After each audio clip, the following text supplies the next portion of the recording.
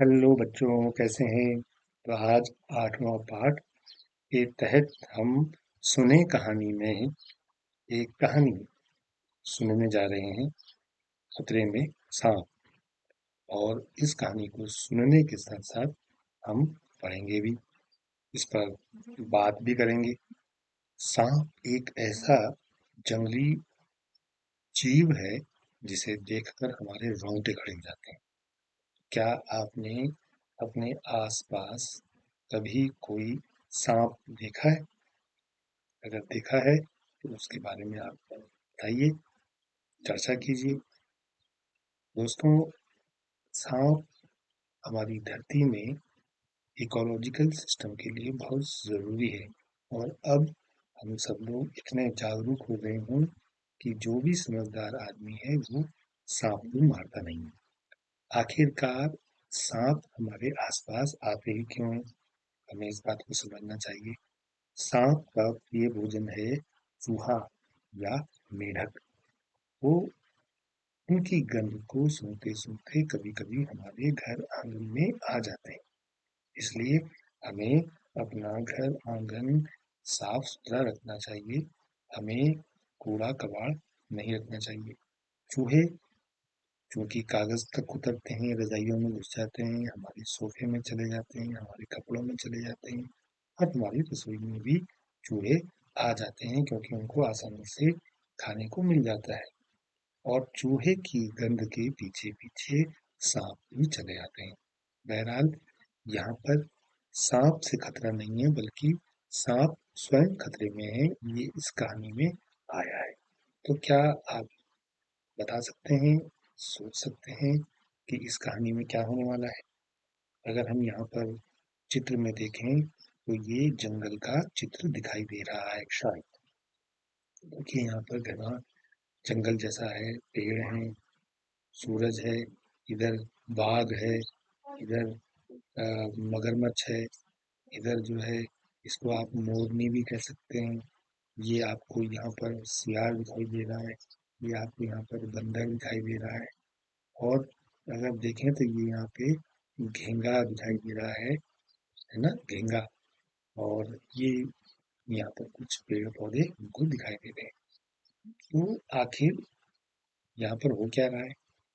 ये सब लोग आपस में यहाँ पर क्या कर रहे हैं? हो सकता है यहाँ पर आपस में बात कर रहे हैं, ये भी हो सकता है। और ये जो चित्र है, ये चित्र दिखा रहा है कि ये आपस में एक दूसरे से डर नहीं रहे हैं बल्कि ये शायद आपस में कोई बातचीत कर रहे हैं, बैठक कर रहे हैं। तो आइए देखते हैं कि इस कहानी में होता क्या है। दूसरी बात, जो बंदर है, बंदर भी हमने अपने आसपास खूब देखे हैं। हमने चूहे भी अपने आसपास खूब देखे हैं। और हमने जो चिड़ियाएँ हैं, बहुत सारी पक्षी हैं, भी हमने अपने आसपास देखे हैं। और अगर आपने जंगली जानवरों को नहीं देखा है, तो आप चिड़ियाघर में जाके देख सकते हैं। और टीवी में, डिस्कवरी चैनल में तो खूब सारे जानवरों के बारे में आता रहता है। तो अब हम कहानी को सुनते-सुनते पढ़ेंगे भी। कोशिश करेंगे कि हम हर शब्द पर ध्यान दें। तो ये हमारी कहानी अब होती है शुरू। सारे जानवर इकट्ठे हुए थे। सारे जानवर का मतलब जंगल में जितने भी जानवर होते हैं, क्या पता वो सब लोग इकट्ठे हुए थे। बात चल रही थी कि खतरे में अपनी जान कैसे बचाएं। देर तक बहस चली। अंत में सबको बंदर की सलाह ठीक लगी। बंदर की सलाह थी कि खतरे के समय सिर पर पैर रखकर भागना सबसे अच्छा है। अब यहाँ पर जो बंदर ने सलाह दी वो ये थी कि सिर पर पैर रखकर भागना। इसका मतलब क्या होता है कि अगर कभी खतरा दिखाई दे तो सब कुछ छोड़ छाड़ के तुरंत वहां से तेजी से, जितनी जल्दी हो सके और जितनी तेजी से हो सके हमको वहां से भाग जाना चाहिए। ये सिर पर पैर रखना या सिर पर पैर रखकर भागना एक क्या है, मुहावरा है। तो अब सवाल ये होता है कि ऐसे कौन से जानवर है, अगर हम इसको इस तरीके से देखें कि ऐसे कौन से जानवर है जो सिर पर पैर रखकर नहीं भाग सकते। बहुत सारे जानवर तो ऐसे होते हैं जिनके पैर ही नहीं होते तो क्या वो भाग नहीं सकते? सोचिए सोचिए कि ऐसे जानवर जो मछली है, मछली को अगर समुद्र में खतरा होगा तो वो सिर पर पैर रखकर कैसे भागेगी? सोचिए। तो बहुत सारे जीव जंतु ऐसे होते हैं जिनकी शरीर पर पैर नहीं होते, लेकिन उनका जो मूवमेंट होता है, उनका चलने फिरने और भागने का जो तरीका होता है वो कुछ और होता है। आगे चलते हैं, देखते हैं क्या हुआ। अब इसमें आप खुद भी सोचिए कि आगे क्या हुआ होगा।